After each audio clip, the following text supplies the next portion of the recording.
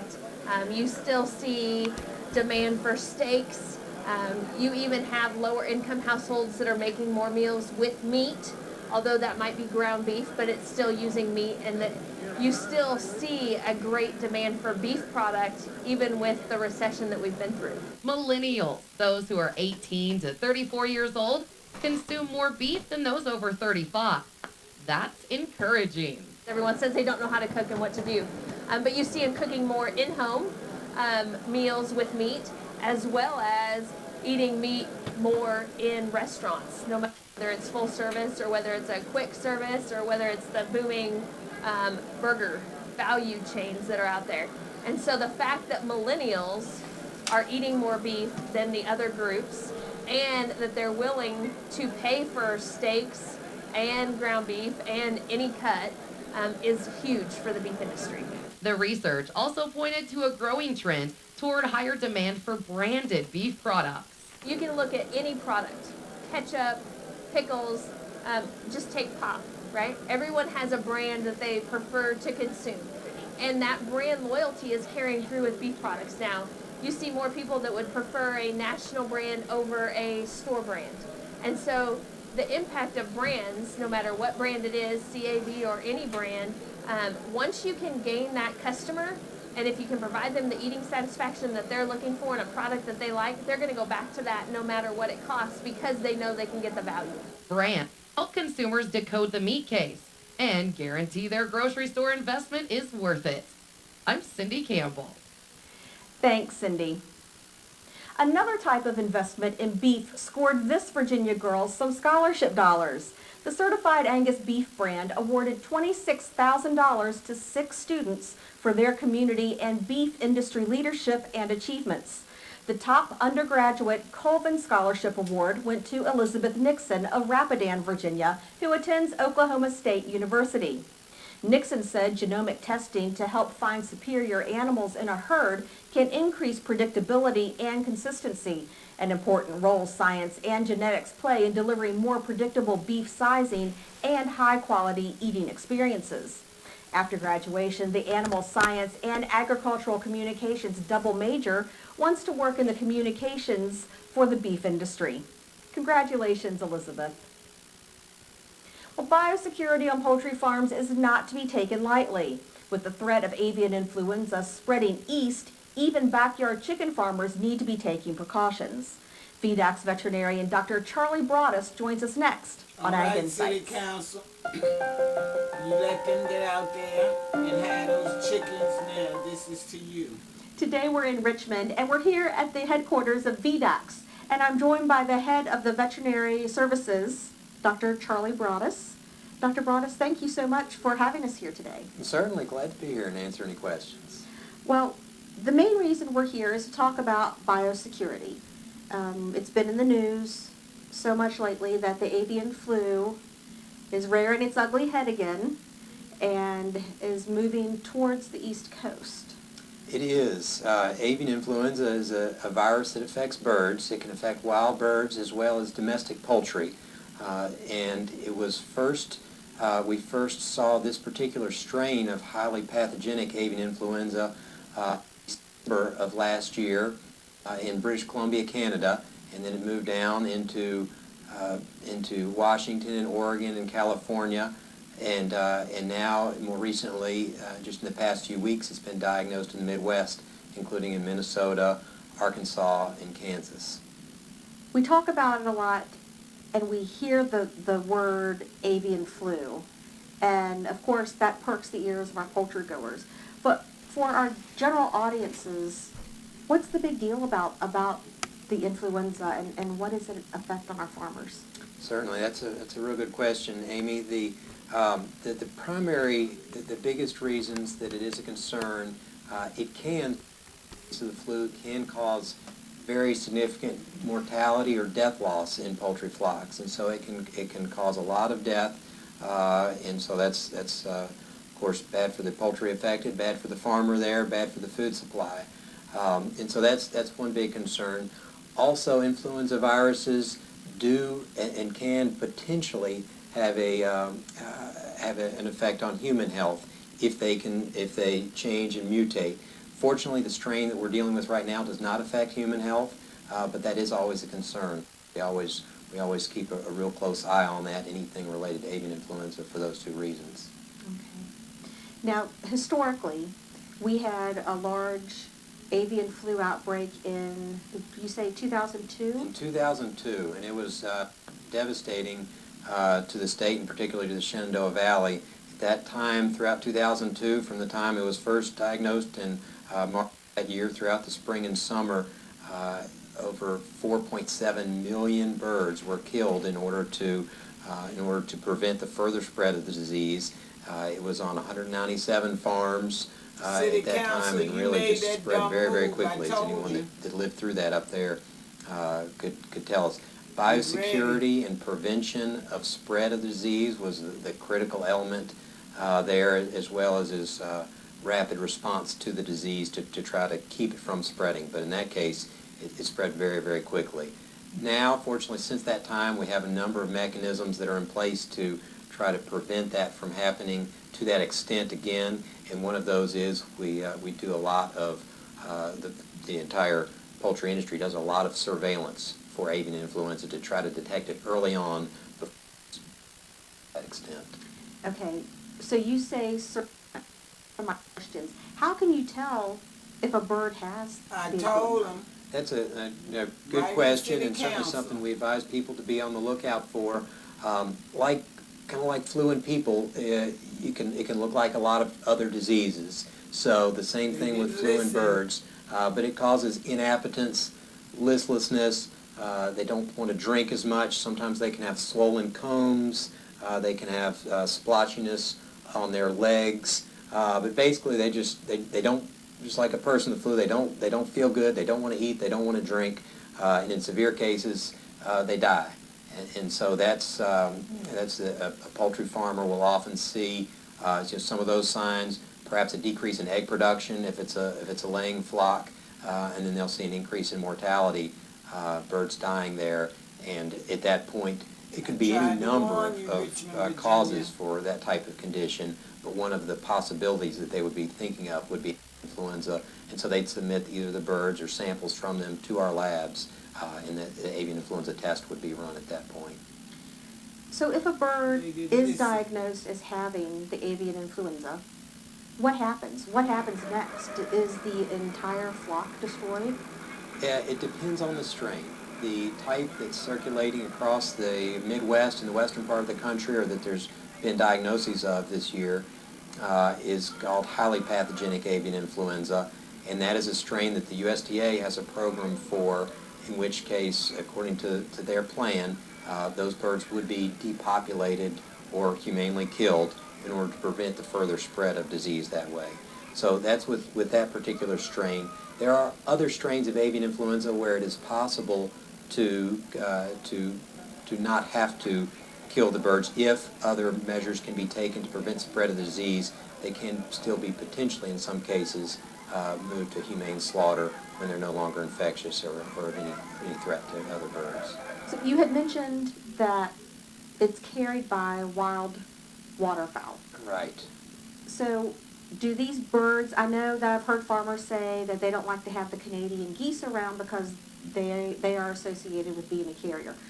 Do those birds, are they actually carriers, or do they actually have the virus? It just doesn't affect them the same way it affects poultry. More is what you said there at the end of your question. They do become infected, but it doesn't tend to cause the sickness and the death that it does in domestic poultry. So they'll get it. To them, it's no big deal. They have a little bit of flu symptoms, as we'd say, as a person would, but then they get better and resolve. Whereas that same strain can be passed on to domestic poultry, and it's a whole different story. It makes them very, very sick and can kill them. Every strain is different. That's not always the case, but that's generally the pattern that we see with avian influenza, where wild geese, wild ducks will be infected, carry it, they shed a tremendous number of virus particles in their droppings. So when there's goose manure close by to a poultry house and they pick it up that way, it can spread the disease very quickly. How do you think that the wild waterfowl are contracting the virus? They, just like flu in people, it circulates among that population of birds. And just like flu in people, usually in most winters, the majority of us don't get the flu, but a percentage do. And it'll be the same thing in wild birds, where the majority stay healthy, but some of those populations of birds will get the flu, and there's the ones that spread it. That seems to be the case in the spread of the disease in the rest of the country at this point.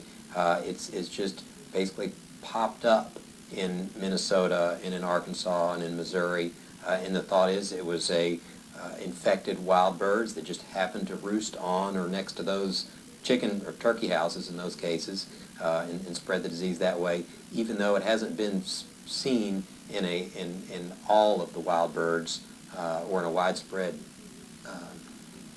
sample of the wild birds out in the Midwest. One of the biosecurity measures that I know that I've gone through is dipping. You know, you boot up with the plastic sleeves, but then you always step Right. in a bath Right. to make sure anything that could possibly be on your feet is killed before you enter the house. Right, and that's very important, either wet or dry foot baths to help kill any virus particles that might be on the bottom of your feet, at the bottom of your shoes. As you can imagine, it's very easy to inadvertently track something into a poultry house, and that's really what a lot of the poultry industry is so good at, is having those birds protected. They're under cover, they're protected from natural exposure to wild waterfowl, and they take those steps in there to prevent accidental introduction of a pathogen, a virus, to their flocks.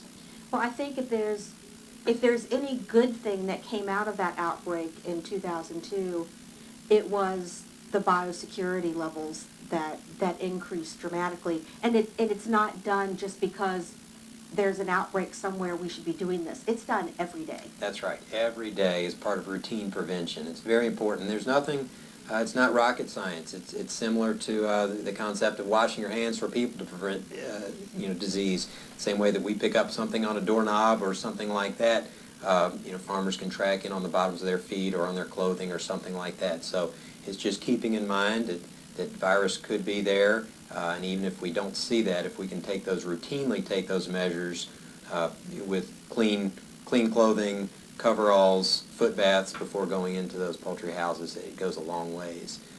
Backyard poultry operations, on the other hand, just inherent to the way they're typically raised, they're typically with exposure to the outdoors and that type of thing, and so there are kind of some different considerations there, but the overall recommendation of biosecurity plays out the same for backyard poultry as well. Okay, so let's go over some of that. For people who have backyard chickens, what do they need to do to ensure that their birds don't contract this virus? Well, they are going to be at higher risk because of their natural exposure to the outdoors and potentially to migrating Canada geese or ducks or something like that. So they just by their very nature are going to be at higher risk of encountering the virus. And so the best things that the owners can do are to just be very, very vigilant about making sure not to spread that disease, the potential for disease, among any other bird populations. So that includes simple things like making sure to not wear the same boots that you use to collect your eggs and feed your chickens to go into town to the feed store or something like that. That would be a prime way of inadvertently spreading the disease. So if you pay close attention to that, wash your hands, clean footwear and clothing, that really goes a long ways. Okay. Is there anything that our poultry producers are doing now that they should ramp up or add on, maybe another bath or Yeah. to help? In light of the disease that we've seen out in the Midwest, we have taken the step of recommending to the poultry industry in Virginia to not allow any visitors onto the farm that don't need to be there. So certainly feed deliveries, things that are important to be there. But if there's not a strong need to be there, we recommend that they don't go onto the farms. And any that do, we would recommend that they be in clean clothing or coveralls, as well as disinfecting their footwear and tires of their vehicles going on and off those farms would be the the heightened biosecurity recommendations to try to prevent disease outbreak. Okay. So if a farmer suspects that a bird may have the flu, what do they need to do, whether it's a backyard chicken or a large producer? Yeah. They should be on the lookout for those signs that I described. Certainly the biggest ones would be increased death loss. There are a lot of different reasons that can cause that, so we wouldn't assume and jump right to avian influenza being the cause, but it would be something to think about. And we have 5 labs throughout the state with VID00004. In those labs, that's what they're there for. Any of those unexplained death loss can be submitted to any of those labs for follow-up testing. And the listing of those labs, as well as phone numbers, can be found on our website, which is www.vidacs.virginia.gov. Dr. Broadus, thank you so much for having us out here today. It was very informative. We appreciate your time. Well, thank you. It's been a pleasure. We'll be right back.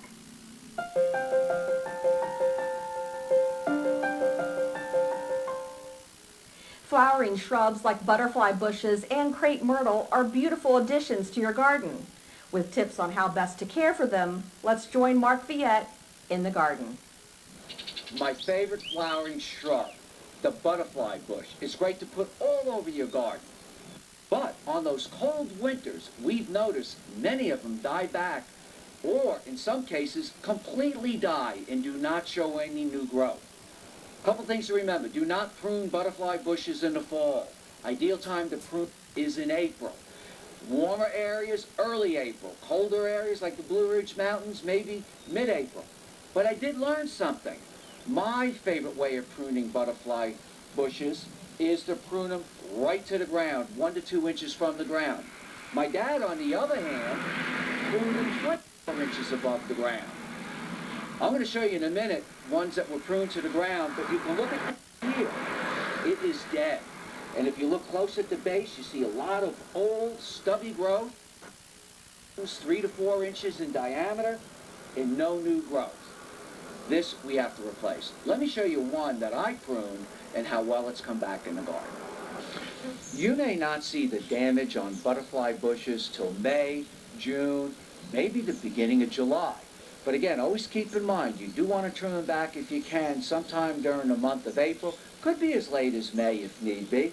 And what we would do is we would come in and remove any parts that are dead, like this, which have been pruned. Usually I recommend a really good heavy-duty loppers. But this is a butterfly shrub that is coming back, and if you look, it has been cut quite low to the ground. Try to cut it as low to the ground that is safe for you, using any kind of tools, and you will find that there's a lot of basal growth, a lot of growth in the ground that comes up every year, where a lot of the growth that's above the ground can freeze and be injured during those cold winter months. Crepe myrtle can be as short as 18 inches or 50 feet plus. This one is called Sioux, and as you can see, it gets about 25 feet. You can also use the hardier varieties, like Sioux. This one has not burned back with cold winter as it. Then you can also crepe myrtles, like this one, up 4 feet tall. And with this type of crepe myrtle, you prune them to the ground every 3 or 4 years, maybe anywhere from 3 to 6 inches. Now let me show you a crepe myrtle that had lots of winter damage. Now this crepe myrtle got blasted with the winter temperatures. So it does pay to look for the super hardy types that you can buy. And in this case, sometime in May, end of May, it's usually when you can determine if they're alive or dead. Sometimes we'll take a little knife and scratch the bark just to check to see if there's any green on each bark. But really, by this time, you can see some growth coming out of the base. My recommendation is to prune this crepe myrtle low to the ground from 3 inches to maybe 6 inches above the ground, and now you can get ready for your workout. You can use all these old branches in your compost pile, and really what you're trying to do is prune back to new growth. And I would possibly come in and prune these maybe half again farther to the ground. And you can see here all the nice new growth that you've got. So, you get those hard winters, just get out there, prune the dead out, and then you can enjoy your plants for a couple years till we get those hard, cold winters again. I'm Mark Viette. Join me next time in the garden. Taking a look at the ag calendar, the third annual Market Animal Boot Camp will be held May 2nd at the Rockingham County Fairgrounds in Harrisonburg. This event will answer questions for those 4-H and FFA members interested in showing market animals. There will be opportunities to learn more about each species, receive literature, talk to feed representatives, breeders, equipment dealers, animal health specialists, and also learn more about marketing your animals. There will also be quality animals to purchase by private treaty and live auction. That does it for our show. Thanks so much for watching and have a great week. Virginia Farm.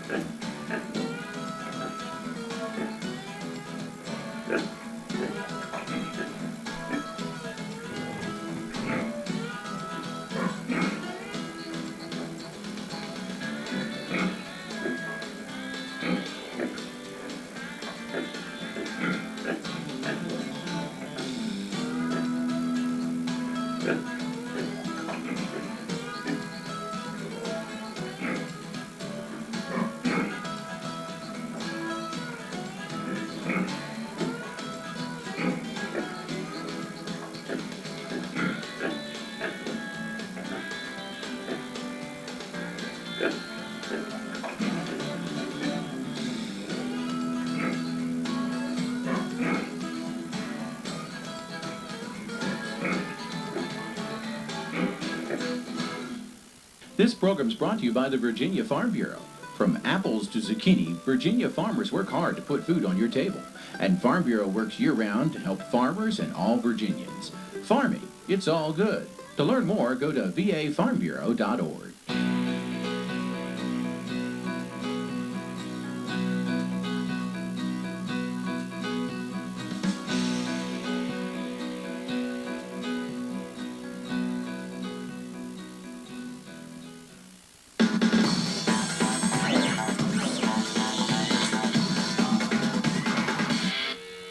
My name is Bob Schmidt. We're here at the Rockwood Nature Center. The highest value that a nature center can bring is just giving kids the opportunity to get outside and to learn about the natural world. One of our most popular programs is our archery programs. Today we've got a private instruction. We're going to do an introduction to archery course out on our archery range. Get them out there and discover that archery is fun. I'm Maddie and I'm in 5th grade. I'm Campbell and I'm in 6th grade. It's just fun to come outside every day and shooting at targets. Getting active. I love getting active. I got the blue one! Giving kids the opportunity to explore the outdoors and to allow them to go outside and to see them get excited about nature is really central to everything we do here at the Nature Center. For more information or to get involved, go to ideastations.org/Science Matters. Strangely beautiful, endangered, elusive until now, China's rare snub-nosed monkey. For 2 years, our crew follows a family and their 2 half-brother babies. One a pampered prince of the community, the other an orphan who struggles in the mystery monkeys of Shangri-La.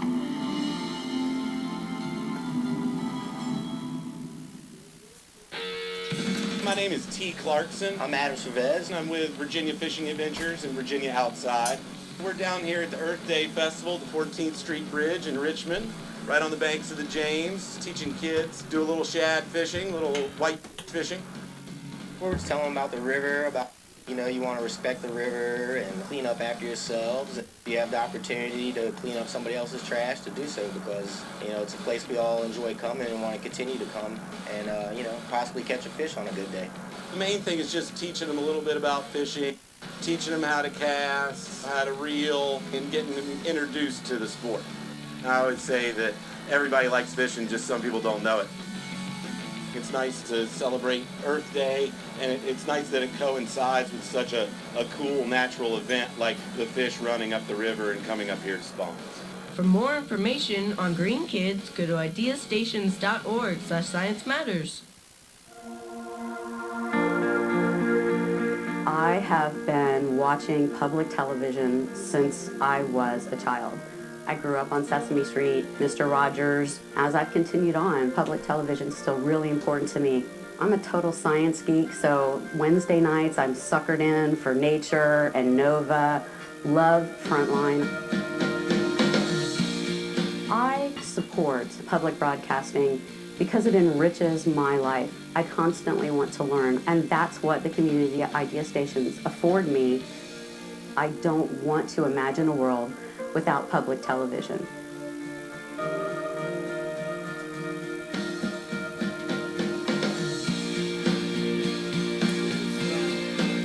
I'm Karen Inman, and I'm a proud member of the Community Idea Stations. What changed while you were sleeping? What happened since the last time you ate breakfast?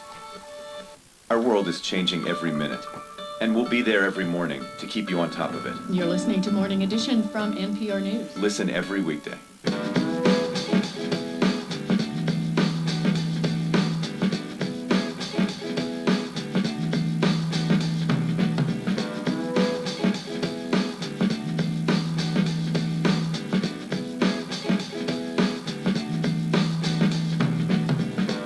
This Week in Richmond is made possible in part by Dignity Memorial, caring for our communities with a network of funeral homes and cemeteries in Virginia and throughout North America. More information about Dignity Memorial's providers is online at dignitymemorial.com. Alpha Natural Resources. Consistent with its Running Right process, Alpha is an energy company committed to being a leader in mine safety and an environmental steward. We fuel progress around the world. More information at alphanr.com. Haley Buick, the place for a new Verano or Terrain Denali. Pike in Richmond and online at haleybuickgc.com. Taking it to the streets and helping our community. Intelligent Illuminations. We make streetlights smart and give you control, providing secure point-to-point wireless solutions for roadway and area lighting, helping you manage, monitor, and control your streetlights. More information at ilooms.com. The Virginia Chamber of Commerce, the voice of the Virginia business community, working in legislative, regulatory, and political arenas to promote the free enterprise system. Information at vachamber.com. It's amazing what my students with special needs can accomplish. Their pride is priceless. That's why I teach. Brought to you by the Virginia Education Association, because a good education is good for everybody. Additional support is provided by these sponsors.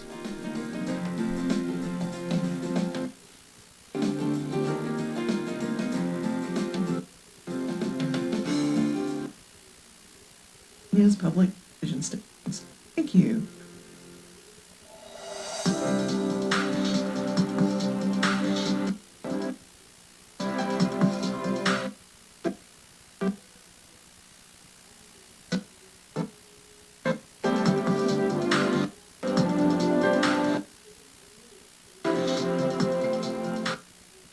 Week in Richmond, and a very special welcome back to Shapiro. Appreciate your being on. Known not only here for years with the Richmond Times-Dispatch and the I think I can very much call you the Dean of the Capitol Correspondence. Now, I did that once before, and you corrected me because there was someone, but who's now retired. Appreciate your being on to help our viewers around the Commonwealth get a better picture that's now in officially, reconvene days over, and then talk about matters that pertain to 2016. But some of your analysis of the 2015 session, the good, bad, and the ugly, or however you would express it. Well, of course, every year in Virginia is an election year. This particular year is a legislative election year. The House lopsidedly Republicans have a 2-to-1 majority. You racist pigs.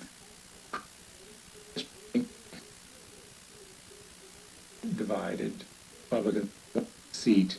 majority. Right. The governor, Democrat, is talking loudly and frequently about taking back, as he puts it, my Senate this fall. With this election in mind, legislators, those standing for re-election, tried to be on their best behavior this year. There were lots of, shall we say, brochure bills, bills that don't necessarily go anywhere. Even their sponsors recognize that they may not have much, if any, traction, but a legislator can then put them in his or her brochure and note for the record that he or she has taken this particular stand. Of course, the overarching issue, not one that the legislature would be interested in addressing, ethics. All of the response to the conviction last September of Bob and Maureen McDonald, federal government successfully arguing that they had sold the governorship. Now, one of the problems, of course, with redistricting is, and one hears this from supporters and opponents, one of the problems rather with ethics reform and opponents, that ultimately one cannot legislate good behavior. And I think that was pretty clear with the product that emerged. But in the end, Governor McAuliffe, I think, gets a gold star, or at least his Democratic friends would say he deserves a gold star for prevailing on the $100 aggregate cap. In other words, no more than $100 to a legislator in the course of the year. But this legislative initiative, if one dares to call it that, these folks went kicking and screaming on this measure, has a lot about it that is very familiar to those of us, legislators too, who remember the old ways under the Bob, if you will, the Bob McDonald era ethics bill. There's still a lot of self-policing in that. Ultimately, legislators, statewide, appointed, they will decide. They want commission. Matters, for example, the legislator is invited on a trip that may something to do with his actual work in the legislature. Then this commission, this panel, this committee could make that decision or make some recommendation to that legislator. But there is nothing in that commission's charge that allows it to investigate allegations of misdeeds by legislators, to really independently police members of state and local government. So while there's been a lot of chatter, a lot of headlines, I don't know that there's been a lot of substantive movement in the area of ethics.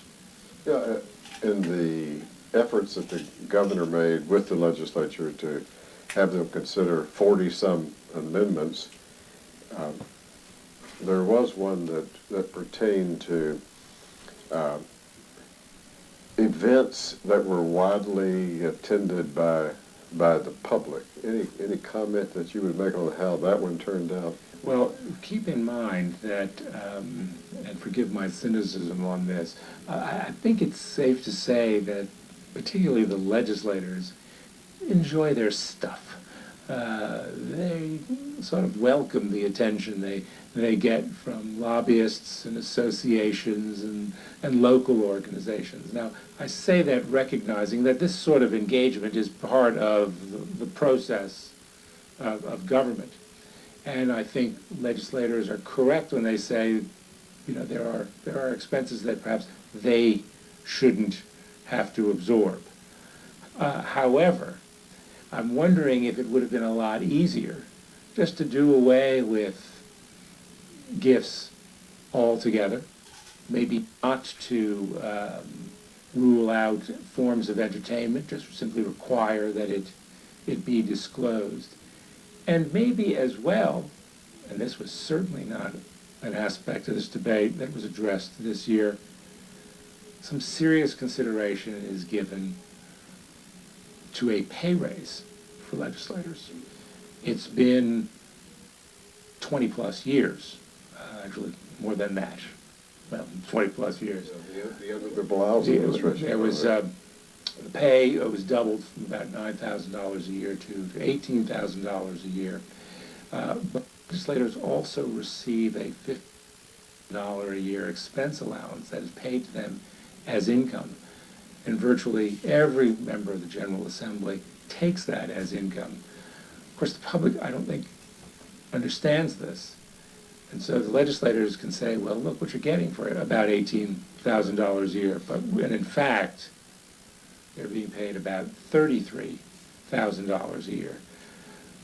Why not take that compensation out of the shadows? The inflation factor is such that if they were being paid what they deserve, at least adjusting for the gyrations of the economy, they'd be making about $34,000 a year. Why not just go ahead and do that? Also, if there's going to be some expense allowance, and one assumes there would be, that it's used strictly for office expenses, travel, administrative costs, and it's something for which the legislators would have to account, publicly account. Certainly the computer software exists to do that. Well, some say that this ethics, the road to some ethics reform is a process, and this was not the final product. So I guess we'll see whether there's efforts even in 2016 to make any changes. There are many legislators who are anticipating some revisions when the legislature returns in January 16. Also in January 16, this new law takes effect. Yes. So there may be some, shall we say, reflection ahead of the January 2016 session that might lead to some tweaks.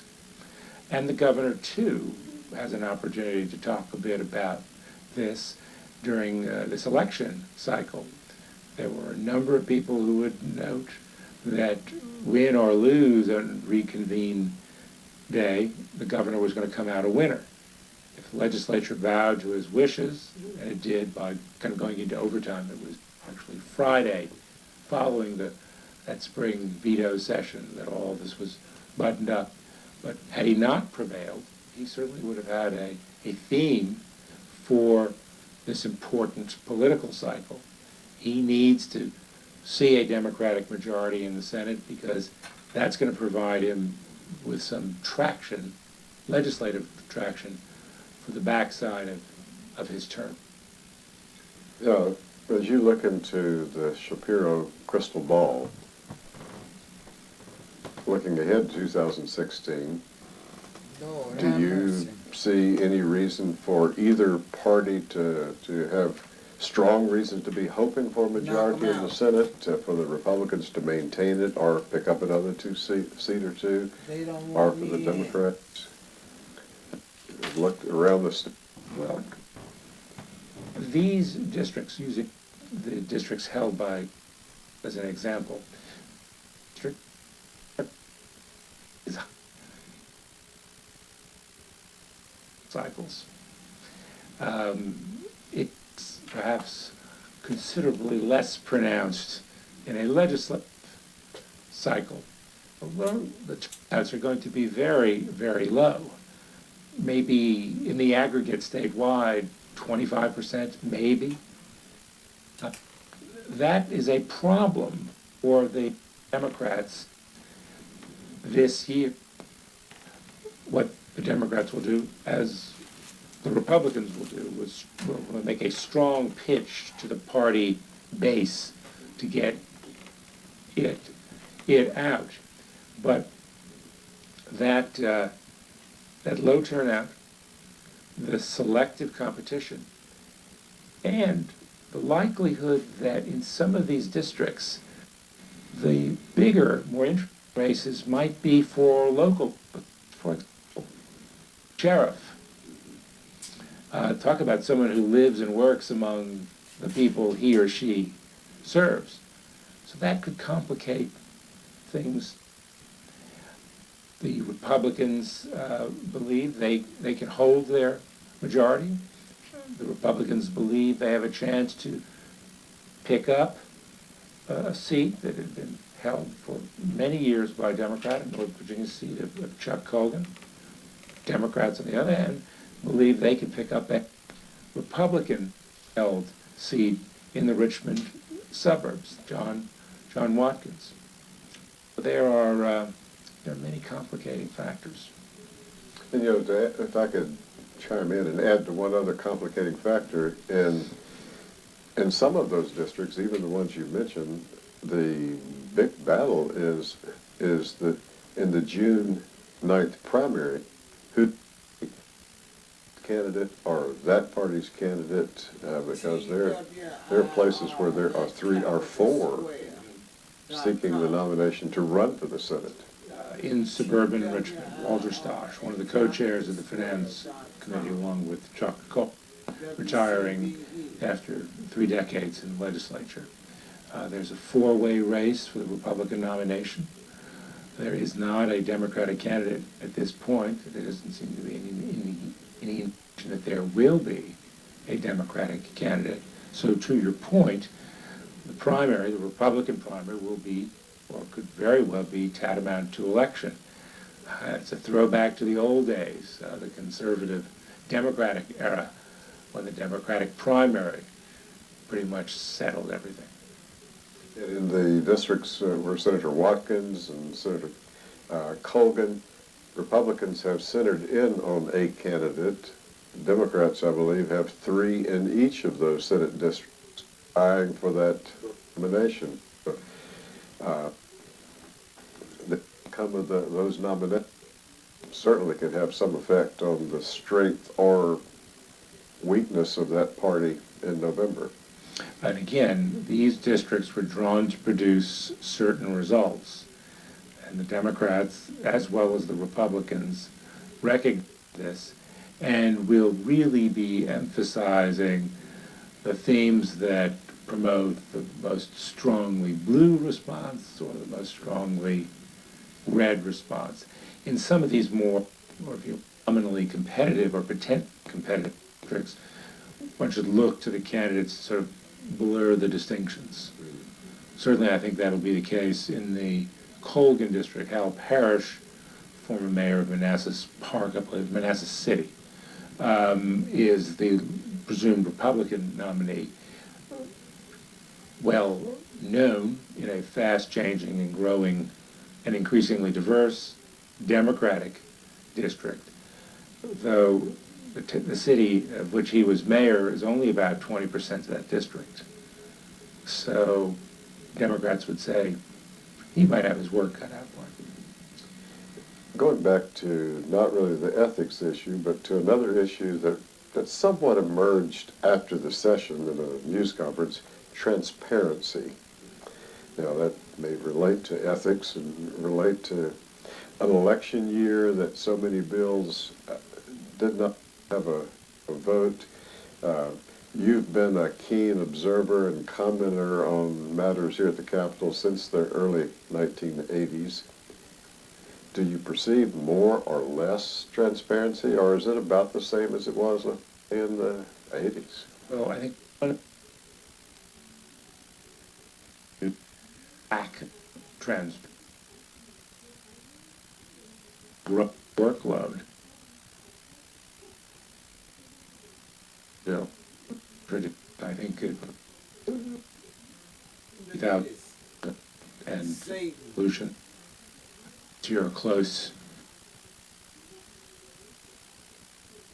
particularly in the House delegate, an elaborate system of subcommittees to this stuff. It's created a lot of little kings, if you will, and some queens within the legislature.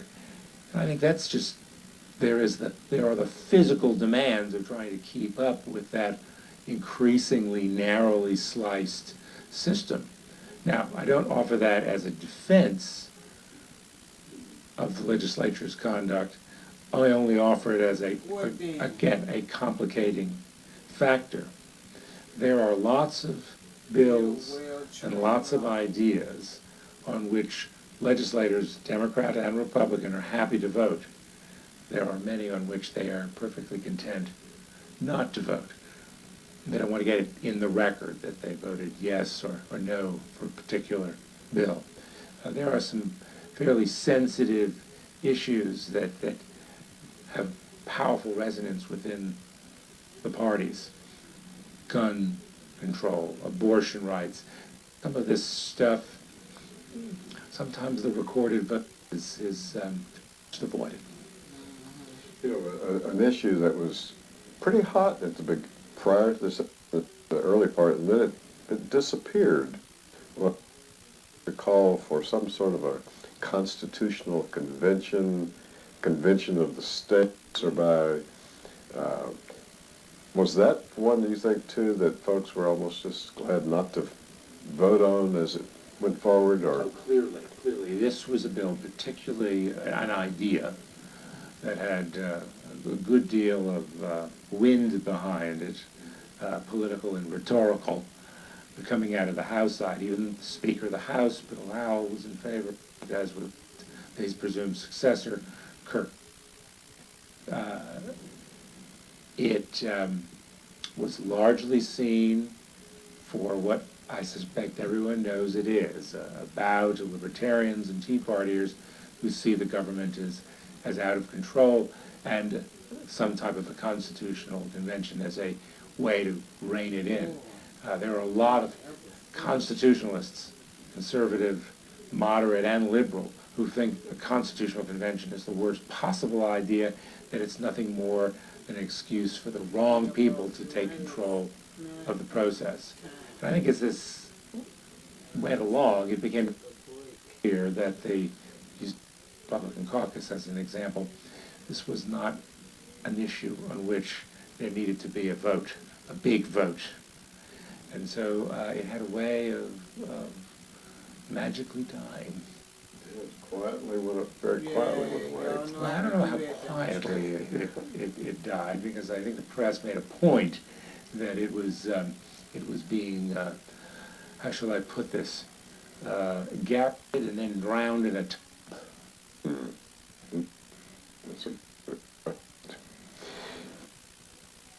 The tape is messed up. The wayside. They maybe had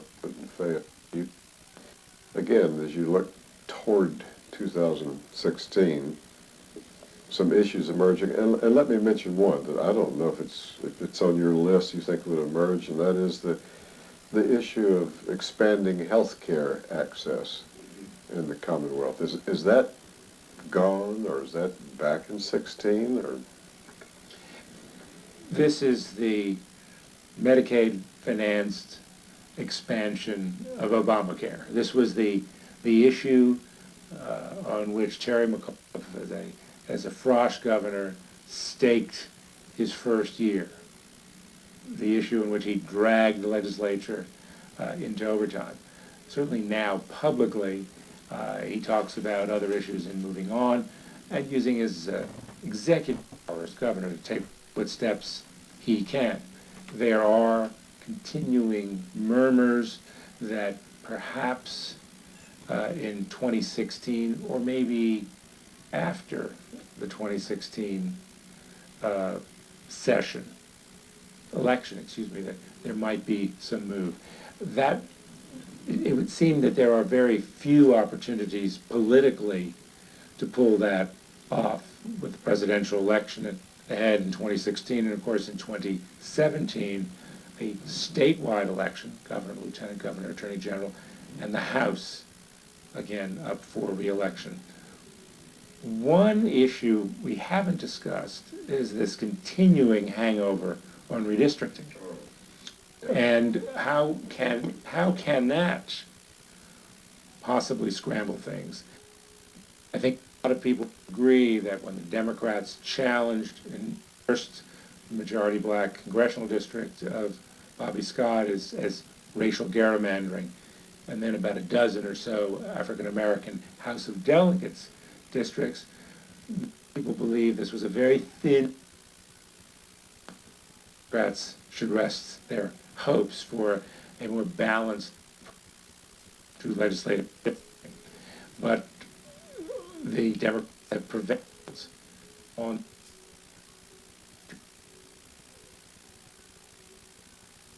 the will be expecting, the trial court that is, the court will be expecting the legislature to some sort of a plan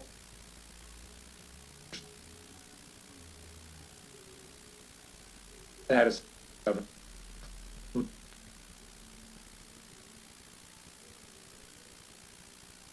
district. She's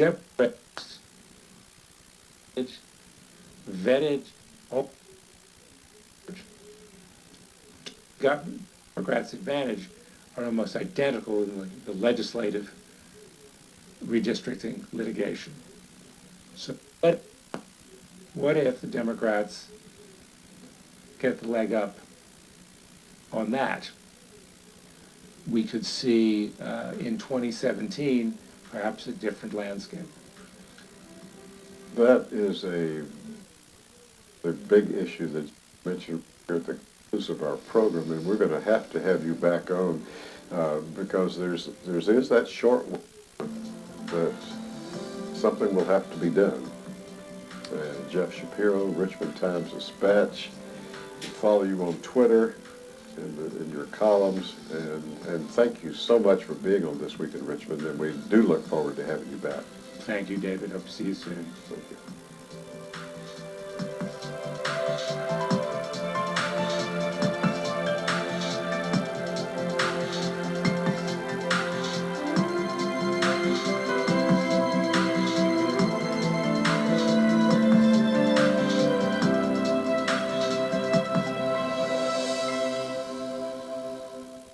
This Week in Richmond is made possible in part by Dignity Memorial, caring for our communities with a network of funeral homes and cemeteries in Virginia and throughout North America.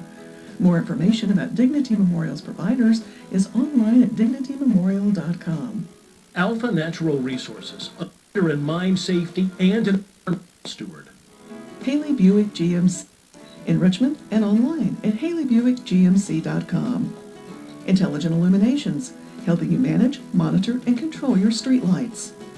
The Virginia Chamber of Commerce, the voice of the Virginia business community. Virginia Education Association, because a good education is good for everybody. Additional support is provided by these sponsors.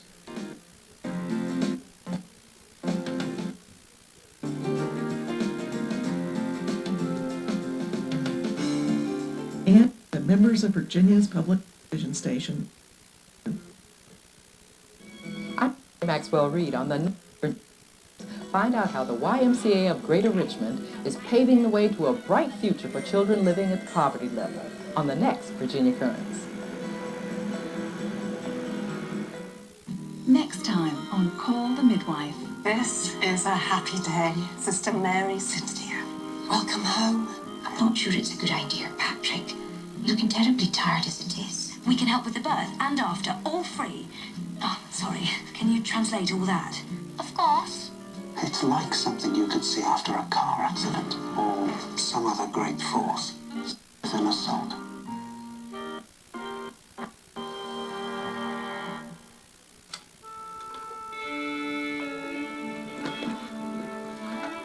There is one stage that is the Met and Carnegie Hall. Oh, that is too solid. It is the Kennedy Center. Check 1, 2.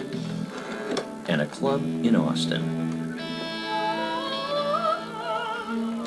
It is closer than any seat in the house, no matter where you call home.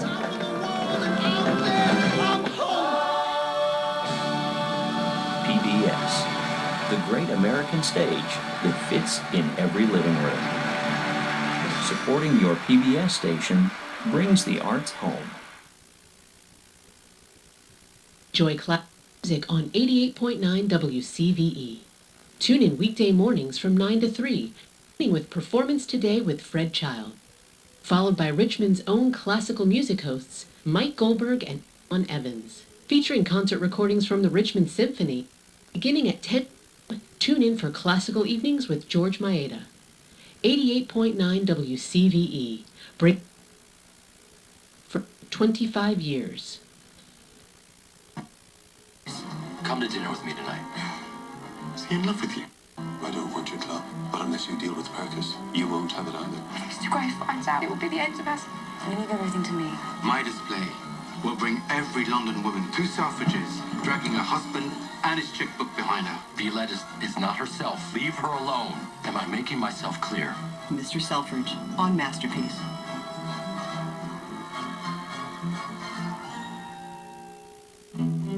On Masterpiece. This is a war, and you're in the enemy camp. Oh, I hate disloyalty. Thomas More, he has turned on me. I want him frightened. Fright cannot make a man. I've seen it happen. It won't be easy. You know my decision. Executed. I'll give the king a son, and I won't die. This time for sure. England is ours. Wolf Hall, on Masterpiece.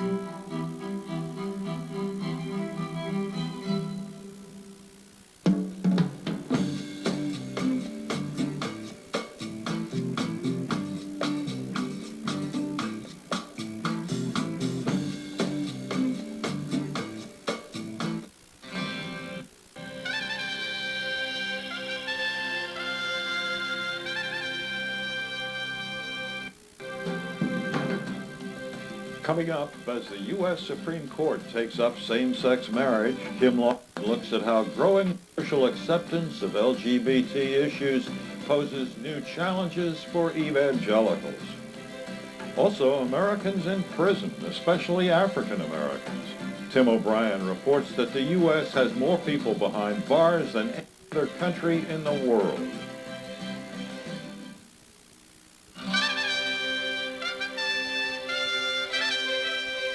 Major funding for Religion and Ethics Newsweek is provided by the Lilly Endowment, an Indianapolis-based private family foundation dedicated to its founders' interest in religion, community development, and education. Additional funding also provided by Mutual of America, designing customized individual group retirement products. That's why we're your retirement company. Welcome, I'm Bob Abernethy. It's good to have you with us. There have been sharp new moral questions about America's use of weaponized drones in the war against terror. President Obama acknowledged that 3 American hostages were killed in U.S. drone strikes against Al-Qaeda. Were suspected of working with Al-Qaeda, although the president said they were not directly targeted. The third, Warren Weinstein, was a longtime aid worker who was abducted in 2011. Obama apologized for the killing of Weinstein and an Italian hostage. Some critics say the U.S. drone campaign violates international law. Global leaders sought new solutions after nearly 1,000 migrants drowned last week while trying to cross the Mediterranean and find refuge in Europe. So far this year, almost 21,000 migrants, most of them from the Middle East and Africa, have attempted to flee violence and poverty by boat. UN Secretary General Ban Ki-moon said the world has a moral imperative to address the crisis. Moon will meet with Pope Francis about it this coming week. This has been a key issue for the Pope. He urged compassion and assistance for people he said are leaving their homelands to find a better life. Italian prosecutors say they broke up a terrorist ring of Islamic extremists who were planning a bomb attack on Vatican City. Many suspects were arrested. Security has been heightened at the Vatican in the wake of this and other threats by ISIS. Pope Francis has said he realizes he may be a target, but he mostly fears for the safety of the pilgrims. Concerns about rising religious persecution ratcheted up yet again after ISIS released a new video showing the execution of dozens of Ethiopian Christians in Libya. Religious groups, including several Muslim groups, condemned the killings, and the White House did as well. But several activists are pushing the Obama administration to do more. A coalition of Christian leaders urged the president to appoint a special envoy to help protect religious minorities around the world. The post has been vacant since it was created by Congress 8 months ago. The Vatican confirmed this week that Pope Francis will visit Cuba on his way to the U.S. in September. Many American officials credit Francis with helping to pave the way for new U.S. diplomatic relations with Cuba. Popes Benedict XVI and John Paul II also visited there. Francis has accepted the resignation of Bishop Robert Finn of Kansas City, Missouri. Finn was convicted in criminal court in 2012 for failing to report a priest who was suspected of child abuse. The Vatican said Finn's resignation was accepted under a provision of church law that lets bishops resign early if they're unable to fulfill their duties because of illness or another grave reason. Many Catholics have been calling for Finn's removal since before his conviction. Advocates for victims of child abuse praised the resignation, but renewed their calls for more accountability for church leaders who covered up abuse. Friday marked the 100th anniversary of the massacre of Armenians by Ottoman-era Turks, and debate has continued over whether the mass killing should be called genocide. Many countries, including the U.S., avoid using the word out of deference to Turkey. This week, several prominent U.S. Muslim groups said the events of 1915 should not be characterized as genocide without more investigation. They said acknowledgement of the suffering of Armenians should be balanced by recognition of Turkish and Muslim suffering during the same period. Other religious groups insisted the massacre of Armenians should be called genocide. Same-sex marriage is legal in 6 states and the District of Columbia. This coming Tuesday, the U.S. Supreme Court will hear oral arguments in a closely watched case that could legalize it in every state. Religious groups have filed legal briefs on both sides of the issue. Prior to the arguments, many faith leaders have been calling on their congregations to pray about the upcoming decision. Evangelicals are among the religious groups most opposed to gay marriage. Kim Lawton reports now on how growing social acceptance of LGBT issues is posing new challenges for the evangelical community. Even though they say we are falling, doesn't mean that I won't do it twice. This is Grammy-nominated singer-songwriter Jennifer Knapp. She's leading a workshop on faith and sexuality at a conference co-sponsored by Vanderbilt Divinity School. It's a vastly different gig from the days when Knapp was considered one of the top artists in the very conservative contemporary Christian music scene. In 2010, after a long hiatus, Knapp publicly came out as a lesbian. She says,